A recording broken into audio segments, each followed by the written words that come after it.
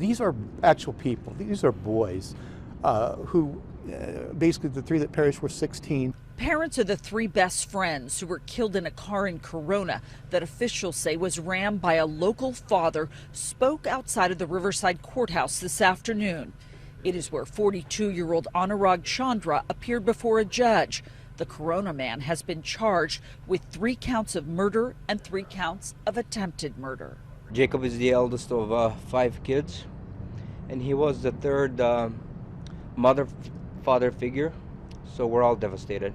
The CHP says that Chandra intentionally crashed into a Prius carrying the 6 boys Sunday night on Temescal Canyon Road. The victims' families confirm that the teens were playing a prank, Ding Dong Ditch, and rang the suspect's doorbell, a person they did not know. Anurag Chandra is accused of hitting the Prius with his Infiniti as the boys left the neighborhood. Drake Ruiz, Daniel Hawkins, and Jacob Avescu died.